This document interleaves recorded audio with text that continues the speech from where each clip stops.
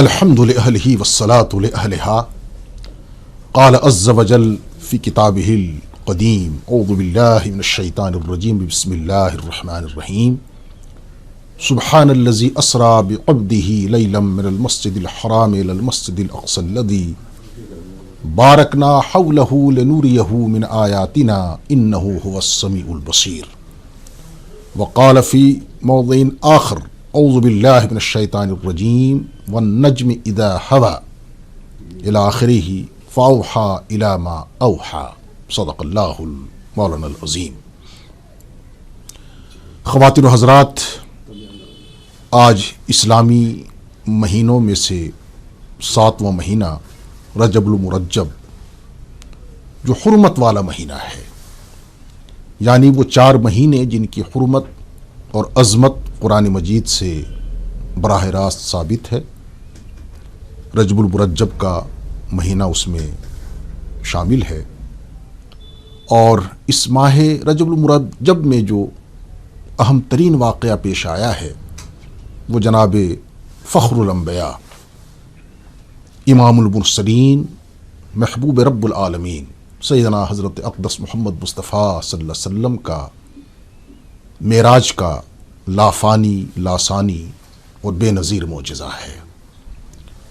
خواتین و حضرات، دراصل جناب سرور کائنات امام الانبیاء پیغمبر آخر الزماں حضرت محمد مصطفیٰ صلی اللہ علیہ وسلم کی پوری مبارک زندگی میں جو لاتعداد اور بے شمار معجزات آپ نے مخالفین، معاندین اور دشمنوں کی طلب پر حضرت حق جل مجدہ کے ایما اور حکم سے دکھائے، وہ تو لاتعداد ہیں، لیکن 2 معجزات جن کی کوئی مثال نہیں اور تا قیامت تک کے لیے، تا ابد، ان میں ایک علمی معجزہ ہے اور دوسرا عملی معجزہ ہے۔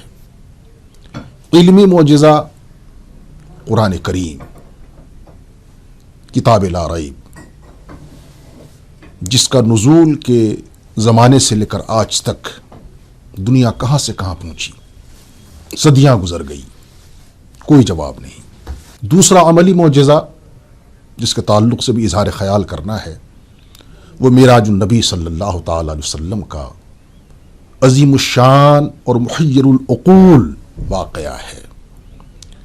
گو کہ اس میں سیرت نگاروں کا، محدثین کا، مورخین کا اختلاف ہے کہ کس نبوی میں یہ عظیم الشان واقعہ پیش آیا، لیکن اکثر سیرت نگار جس کو ترجیح دیتے ہیں، اور حقیر کی بھی یہی رائے ہے کہ سن 10 اور 11 نبوی میں یہ عظیم الشان معجزہ پیش آیا ہے۔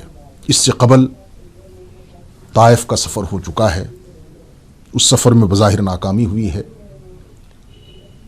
مایوسی ہے، اور اسی کے ساتھ ساتھ آپ کی شریک زندگی، شریک حیات، ہم سب کی ماں امہات المومنین حضرت خدیجہ الکبریٰ رضی اللہ تعالی عنہا کا وصال پرملال ہو چکا ہے، جنہوں نے پوری زندگی اپنا سب کچھ، تن من دھن، اسلام پر، دین اسلام پر، تحریک اسلام پر اور جناب سرور کائنات حضرت محمد مصطفیٰ صلی اللہ علیہ وسلم کی مقدس ذات پر نچھاور کیا ہے۔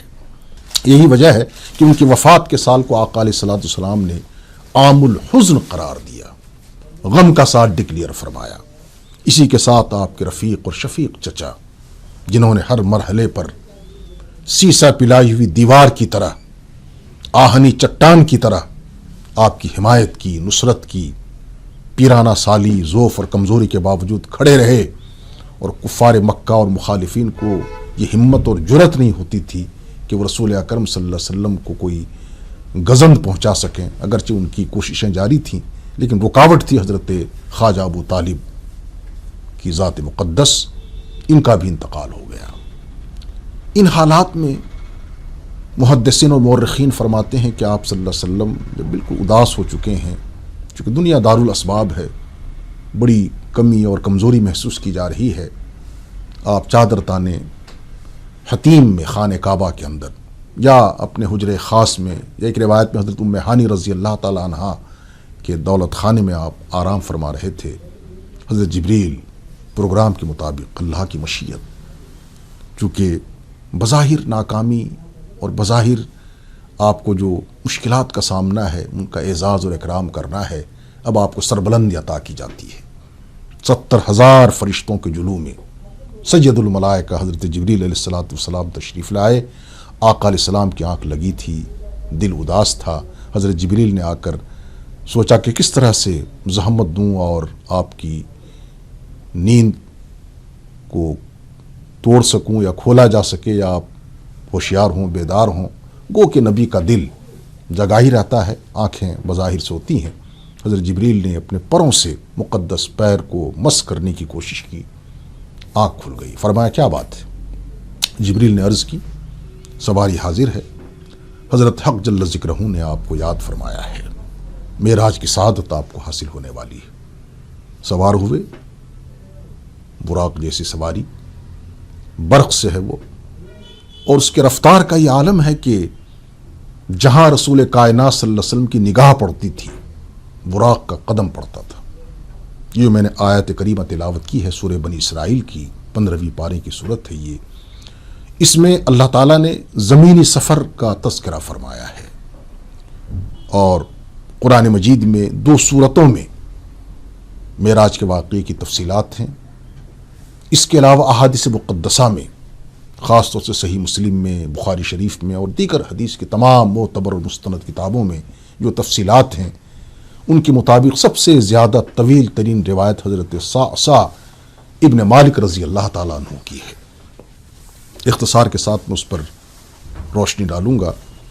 تو زمینی سفر کا تذکرہ سورہ بنی اسرائیل، جس کا ایک نام سورہ اسراء بھی ہے، چنانچہ عرب دنیا میں جو قرآن کریم کے نسخے چھاپے جاتے ہیں اس میں بنی اسرائیل سورت کی جگہ سورہ اسراء لکھا ہوتا ہے۔ اور آسمانی سفر کا تذکرہ سورہ والنجم کے اندر، آسمانی دنیا میں کیا کچھ ہوا، ان کی تمام تر جو تفصیلات ہیں گو کہ رموز و کنایات کے اندر بیان کیے گئے ہیں، لیکن محدثین نے، مفسرین نے، محققین نے جو ان میں سے نقطے نکالے ہیں اور تفصیلات پیش کی ہیں۔ عرض کرنا چاہوں گا کہ جو زمینی سفر ہے یہ طے ہے کہ اگر اس کا کوئی انکار کرتا ہے تو دائرہ اسلام سے خارج ہے، کیونکہ اس کی وضاحت پورے قرآن کریم کے اندر سبحان الذی اسری بعبدہ لیلا من المسجد الحرام الی المسجد الاقصی الذی بارکنا حولہ لنریہ من آیاتنا انہ هو السمیع البصیر۔ تو اللہ تعالیٰ فرماتے ہیں کہ پاک ہے وہ ذات جو رات کے قلیل حصے میں سبحان الذی اسری سیر کرائی بعبدہ اپنے خاص بندے کو، لیلا من المسجد الحرام، مسجد حرام سے یعنی خانہ کعبہ سے مسجد اقصی تک، ملک شام میں مسجد اقصی ہے، بیت المقدس، وہاں تک کا سفر۔ یہ سفر عجیب و غریب جو آپ نے مشاہدات فرمائے، جو چیزیں تفصیلات سامنے آئی ہیں، وہ ایک الگ موضوع ہے۔ ہر جگہ حضرت جبریل نے رہنمائی کا، گائیڈ کا فریضہ انجام دیا۔ جب آپ مسجد اقصی پہنچے، براق سواری کو اپنی جگہ باندھ دیا گیا، چونکہ دنیا دار الاسباب ہے، انسان کو تدبیر اختیار کرنا ہے اور پھر تقدیر پر بھروسہ کرنا ہے۔ تمام انبیاء علیہ السلام، حضرت آدم علیہ السلام سے لے کر جناب عیسیٰ مسیح علیہ السلام تک آقا علیہ السلام کے منتظر ہیں۔ ایسا لگتا ہے کہ اللہ تعالیٰ نے 1,24,000 پیغمبروں کا استقبالیہ کمیٹی بنا دیا ہے، جو جناب خاتم النبیین صلی اللہ علیہ وسلم کا استقبال کر رہے ہیں۔ اور میثاق، عہد میثاق جو ہے، آیت میثاق، اس کی تصدیق کرنی ہے۔ اللہ تعالیٰ نے تمام نبیوں سے روحانی دنیا میں، عالم ازل میں یہ عہد لیا ہے کہ جب آخری نبی دنیا میں تشریف لائیں گے تو تم سب ان کی حمایت کرو گے، ان کا کلمہ پڑھو گے۔ ظاہر ہے کہ ہر نبی اگر رسول اکرم صلی اللہ علیہ وسلم کے دور میں ہو اور آقا علیہ السلام کی شریعت کی وہ اتباع نہ کریں، ان کی پیروی نہ کریں، تو ان کی بھی نجات ممکن نہیں ہے۔ خود بخاری شریف کے اندر حدیث ہے آقا علیہ السلام نے ارشاد فرمایا، لمبی حدیث کا خلاصہ یہ ہے کہ اگر آج موسیٰ بھی زندہ ہوتے، لو کان موسیٰ حیا، تو ان کی بھی نجات نہیں ہوتی جب تک وہ میری اتباع نہ کرتے، میری پیروی نہ کرتے۔ بہرکیف اذان ہوئی، اشہد ان لا الہ الا اللہ، حضرت جبریل نے اذان دی، اشہد ان محمد الرسول اللہ، تمام نبیوں نے ان کلمات کو دہرایا۔ یہاں ایک نقطہ بھی ذہن میں رکھیں کہ ہر نبی کا جو کلمہ ہے وہ ہے لا الہ الا اللہ محمد الرسول اللہ۔ امتیوں کا کلمہ الگ الگ، مثلا حضرت آدم علیہ السلام کی جو امتی ہیں ان کا کلمہ ہے لا الہ الا اللہ آدم و صفی اللہ، لا الہ الا اللہ ابراہیم خلیل اللہ، لا الہ الا اللہ یوسف صدیق اللہ، لا الہ الا اللہ موسیٰ کلیم اللہ، لا الہ الا اللہ عیسیٰ روح اللہ۔ اور امت محمدیہ کا کلمہ لا الہ الا اللہ محمد رسول اللہ، اور یہی کلمہ تمام انبیاء علیہ السلام کا۔ اذان کے بعد حضرت جبریل نے عرض کیا، رسول اللہ صلی اللہ علیہ وسلم امامت کی جگہ خالی ہے، آپ امامت کا فریضہ انجام دیں، پیشوائی کریں، امام رسول پیشوائی سبیل، امین خدا محبت جبرائیل۔ آپ نے نماز پڑھائی 2 رکعت۔ جبریل نے انکشاف کیا کہ یا رسول اللہ صلی اللہ علیہ وسلم آپ کے پیچھے تمام انبیاء علیہ السلام نے اقتدا کی، اور نہ صرف نبیوں نے بلکہ ایک روایت میں آتا ہے کہ تمام فرشتوں نے بھی آپ کی اقتدا کا شرف حاصل کیا۔ اس سے رسول کائنات صلی اللہ علیہ وسلم کی عظمت کا اندازہ ہوتا ہے، آپ کے مقام رفیع کا اندازہ ہوتا ہے۔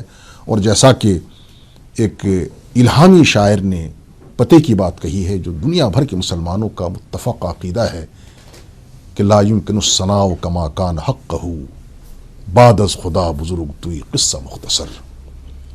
نماز کے بعد اور جو وہاں نشست ہوئی، باتیں ہوئیں، ان سے قطع نظر اگلا پڑاؤ شروع ہوتا ہے جس کا تذکرہ سورہ والنجم کے اندر، جس کو معراج کہا جاتا ہے۔ اس زمینی سفر کے بعد سیڑھی لائی گئی زمین سے لے کر پہلے آسمان تک، جس کو معراج کہا جاتا ہے۔ اس سفر کو طے کیا گیا سیڑھی کے ذریعے۔ پھر حضرت جبریل کے ساتھ سدرۃ المنتہا تک پہنچے، 7واں آسمان کا سفر مکمل ہوا۔ سدرۃ المنتہا یوں سمجھیے کہ وہ ایک اسٹیشن ہے، جس طرح ریلوے اسٹیشن ہوتا ہے، جہاز کے لیے ایئرپورٹ ہوتا ہے، طیران گاہ ہوتی ہے۔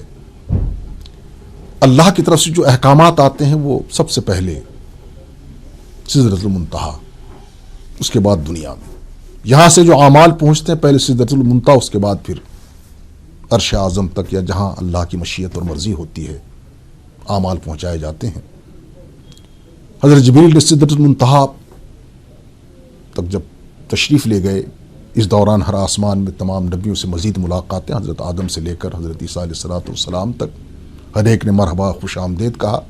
ظاہر ہے ایک انتہائی اعزاز پیغمبر آخر الزماں صلی اللہ علیہ وسلم کے لیے، گو کہ حدیث کے مطابق ہر نبی کو اللہ نے معجزات سے اور اس طرح کی معراج سے نوازا ہے، لیکن آپ کی شان چونکہ نرالی ہے، آپ امام الانبیاء ہیں، خاتم النبیین ہیں، کائنات کے محسن اعظم ہیں، نجات دہندہ ہیں، تو اس اعتبار سے آپ کی جو عظمت ہے، آپ کا جو مقام ہے، وہ تو تبصرے اور گفتگو سے بالا تر ہے۔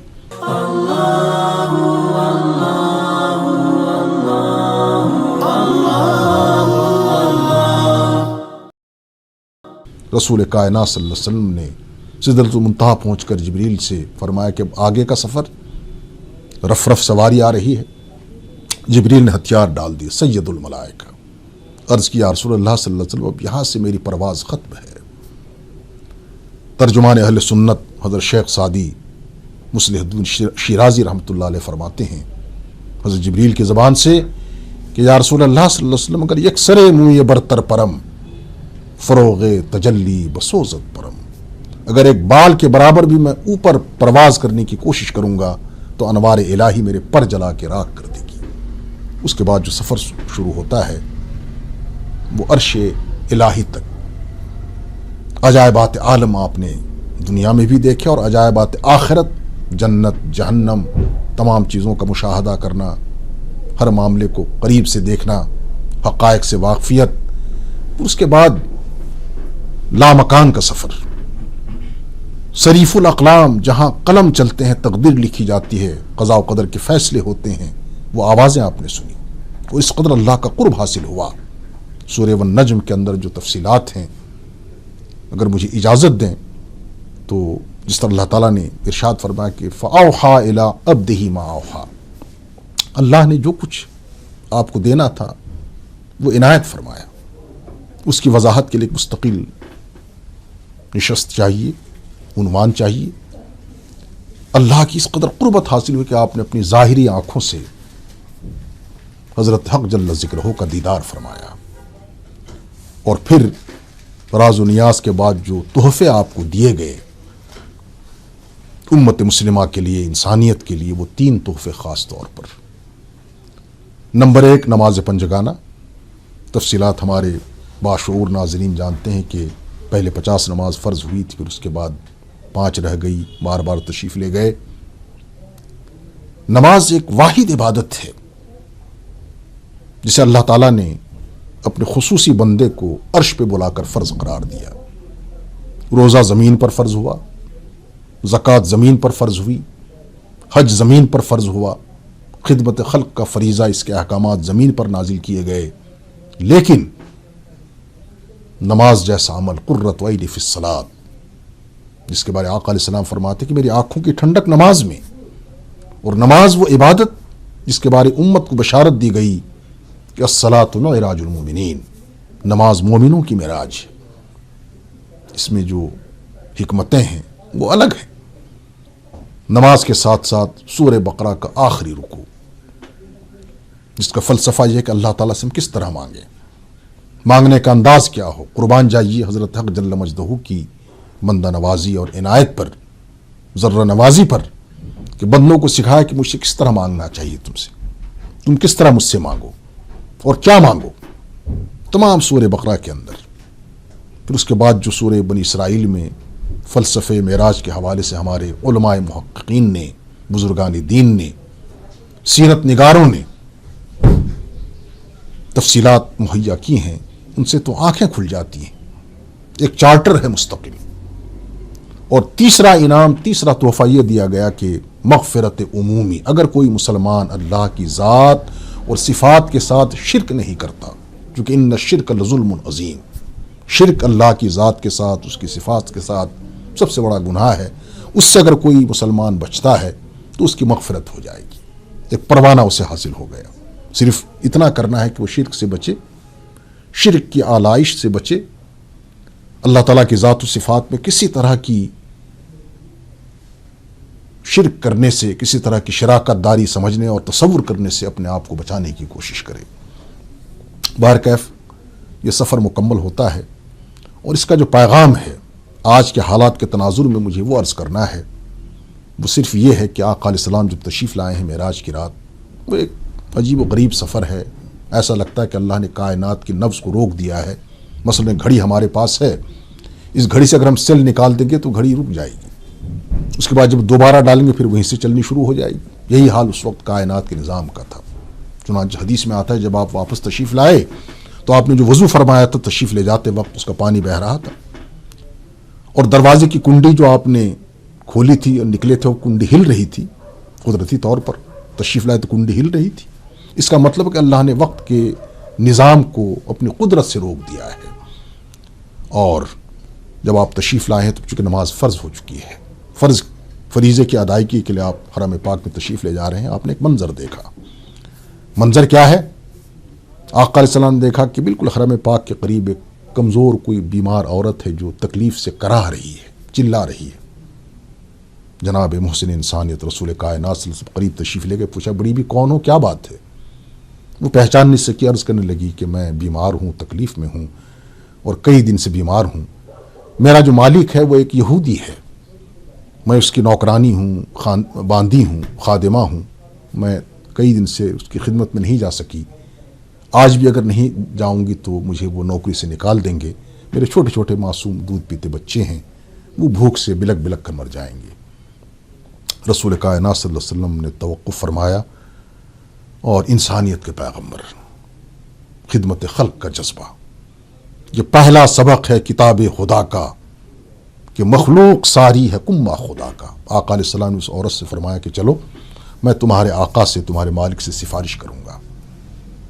وہ عورت مشکل سے اٹھی، پیچھے پیچھے آقا علیہ السلام آگے آگے ساتھ ساتھ، ایک خاص مکان کے قریب جا کر اس نے اشارہ کیا کہ یہ میرے مالک کا مکان ہے۔ آقا علیہ السلام نے دستک دی۔ یہودی اپنے مذہب کا پابند، آج بھی جو لوگ مذہبی خیالات کے ہیں، کسی بھی مذہب کے پیروکار ہوں، وہ کوشش کرتے ذرا صبح سویرے اٹھیں، اپنے اللہ سے جن کے جو اپنی عبادت اور عبودیت کے مراسم کے طریقے ہیں ان کو انجام دینے کی کوشش کرتے ہیں۔ وہ یہودی اپنے مذہبی کتاب توریت کی تلاوت کر رہا تھا۔ جو ہی دستک ہوئی، ایک ہاتھ میں اس کے توریت، اسی حال میں وہ اٹھا، ایک ہاتھ میں شمع، دروازہ کھولا تو دیکھا رسول اکرم صلی اللہ علیہ وسلم پر نظر پڑی۔ پہچان تو نہیں سکا کہ کون ہے، لیکن کہنے لگا کہ آپ حضور صلی اللہ علیہ وسلم سے جو ہی اس کا سامنا ہوا، آقا علیہ السلام نے فوراً آنکھیں ملتے فرمایا کہ میرے پیچھے تمہاری خادمہ ہے، باندھی ہے، بیمار ہے، اس کے ساتھ تھوڑی رعایت برتو، اس کی صحت ٹھیک ہو جائے پھر یہ تمہارے کام میں آ جائے گی۔ اس یہودی نے بات کاٹ کر عرض کی کہ کہیں آپ آج کی رات معراج سے تشریف تو نہیں لا رہے ہیں؟ آقا علیہ السلام چونکے، اسے کیسے پتہ چلا؟ ابھی ابو بکر کو صدیق کا لقب نہیں ملا ہے، ابو جہل اس کو ابھی جھٹلانے کی نوبت نہیں آئی، اس نے ابھی آپ کا مذاق بنانے کی کوشش نہیں کی ہے، اس طرح کیسے ممکن ہے؟ آقا علیہ السلام نے حیران ہو کر پوچھا تمہیں کیسے معلوم؟ وہ یہودی کہتا ہے میں اپنی مذہبی کتاب توریت کی تلاوت کر رہا تھا، اس میں ابھی یہ آیات میں پڑھ رہا تھا کہ پیغمبر آخر الزماں حضرت محمد صلی اللہ علیہ وسلم جب معراج سے تشریف لائیں گے تو ایک کمزور باندی کی عورت کی اس کے آقا یہودی سے سفارش کریں گے، مجھے لگتا ہے کہ آپ معراج سے آئیں۔ آقا علیہ السلام نے فوراً سر جھکا دیا، لیکن اس یہود نے کہا کہ آپ مجھے پہلے کلمہ پڑھائیے، میں پہلے آپ کے غلاموں کے صف میں شامل ہونا چاہتا ہوں، اس کے بعد باندی بھی آزاد ہے، اس کے تمام حقوق میں معاف کرتا ہوں۔ تو اس سے اندازہ ہوتا ہے کہ رسول اکرم صلی اللہ علیہ وسلم نے نماز فرض ہو چکی ہے، اس کو آپ نے مؤخر فرما دیا، اگرچہ وقت ہے، قضا ہونے کا مسئلہ نہیں تھا۔ آپ نے ایک غریب مسکین بیمار عورت کی خدمت کی، اور پوری اسلامی تاریخ صحابہ کرام کے واقعات دہرانے کا وقت نہیں ہے، خود رسول اکرم صلی اللہ علیہ وسلم کی مبارک زندگی، جس طرح سے آپ نے خدمت خلق کا فریضہ انجام دیا اور معراج کے پیغام کو عام کرنے کی کوشش کی، وہ ایک کھلی کتاب ہے۔ تو دراصل یہ ہے کہ عبادت، ریاضت، محنت، مجاہدہ یہ اپنی جگہ ہے، لیکن جیسا کہ کہا گیا ہے کہ درد دل کے واسطے پیدا کیا انسان کو، ورنہ طاعت کے لیے کچھ کم نہ تھے کرو بیاں۔ اگر عبادت ہی مقصد ہوتا، ریاضت ہی مقصد ہوتا تو فرشتے اس کے لیے کافی تھے۔ ہماری بڑی عبادت اور ریاضت یہ ہے کہ ہم خدمت خلق، آج امت مسلمہ کی ہم سب کی ذمہ داری ہے کہ رسول رحمت صلی اللہ علیہ وسلم جو دین رحمت لے کر آئے، جس میں امن ہے، انسانیت ہے، ہمدردی ہے، رواداری ہے، ایک دوسرے کے ساتھ خیر خواہی ہے، اس کے پیغام کو عام سے عام تر کرنے کی کوشش کی جائے، کیونکہ انسانیت کا مذہب ہے یہ۔ اور آج اللہ نے ہمیں ایک موقع دیا ہے کہ ہم معراج کے پیغام کو ہر سطح پر عام کرنے کی کوشش کریں، اپنے کردار سے، گفتار سے، رفتار سے، نشست سے، برخاست سے، طور طریقوں سے، اپنی سیرت سے، یہی سب سے بڑا کام ہوگا۔ اور معراج کا جو واقعہ ہے اس کے حوالے سے شاعر مشرق علامہ اقبال فرماتے ہیں کہ سبق ملا ہے یہ معراج مصطفیٰ سے مجھے، کہ عالم بشریت کی زد میں ہے گردوں۔ یعنی معراج مصطفیٰ صلی اللہ علیہ وسلم جو سبق ملا ہے وہ یہ ہے کہ انسان کو اللہ نے اتنی صلاحیت دی ہے، اتنی قوت دی ہے کہ پوری کائنات کو تسخیر کر سکتا ہے۔ اب دنیا چاند پہ پہنچ چکی ہے، ستاروں پہ کمندیں ڈالے جا رہی ہے، سورج کی شعاؤں کو گرفتار کیا جا رہا ہے، یہ سب چیزیں برحق، اور یہ اسی معجزہ لاسانی کا عکس ہے، اسی معجزہ کو الگ الگ انداز سے اللہ تعالیٰ نے انسان کو جو صلاحیت دی ہے وہ ثابت کرنا چاہتے ہیں کہ تم اپنی صلاحیت سے کس قدر آگے بڑھ سکتے ہو اور ترقی کر سکتے ہو۔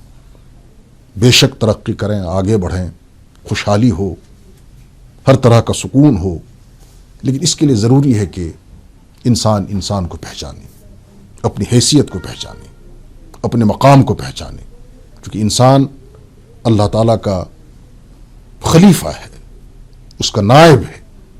اس سے کوئی ایسی حرکت جس سے انسانیت شرمسار ہو، انسانیت دکھی ہو، انسانیت کرا رہی ہو، چیخ رہی ہو، چلا رہی ہو، یہ بڑے افسوس کی بات ہوگی۔ اور آج 21ویں صدی اس طرح کی جب چیزیں پیش آتی ہیں تو ایک خوددار انسان، باشعور انسان کا سر شرم سے جھک جاتا ہے۔ ہم نے دیکھا ہے، آپ نے بھی دیکھا ہے، جانتے ہیں کہ شیر شیر پر حملہ نہیں کرتا، بھیڑیا بھیڑیے پر حملہ نہیں کرتا، لیکن عجیب بات ہے، انسان انسان پر حملہ کرتا ہے، اس کی عزت کا سودا کرتا ہے، اس کی آبرو کا سودا کرتا ہے۔ حالانکہ انسان، جس کو اللہ تعالیٰ نے خود قرآن مجید میں فرمایا وَلَقَدْ كَرَّمْنَا بَنِي آدم، ہم نے انسان کو بہت بڑی فضیلت دی ہے، فی احسن تقویم، اسے خوبصورت سانچے میں ڈھالا ہے، بنایا ہے، وہ انسانیت سے گر جائے، اس سے بڑا کوئی المیہ نہیں ہو سکتا۔ میں بڑے ادب سے عرض کروں گا اپنے بے شمار ناظرین سے کہ معراج کی تقریب جو آج پوری دنیا میں 27ویں شب کی مناسبت سے منائی جا رہی ہے، ایک رسم نہ ہو، بلکہ ہمارے اندر ایک مثبت تبدیلی آئے، کمی کمزوری جو خامی ہے اسے ہم دور کرنے کا عزم کریں، اور انسانیت کے علم کو بلند کرنے کا اللہ کے حضور عہد کریں۔ یہی معراج کا پیغام ہے، اور اس میں جو اور حکمتیں ہیں اور جو بے شمار اللہ تعالیٰ نے اس میں راز رکھے ہیں، اس کی تفصیل کے لیے یار زندہ صحبت باقی۔ وآخر الدعوانا ان الحمد للہ رب العالمین۔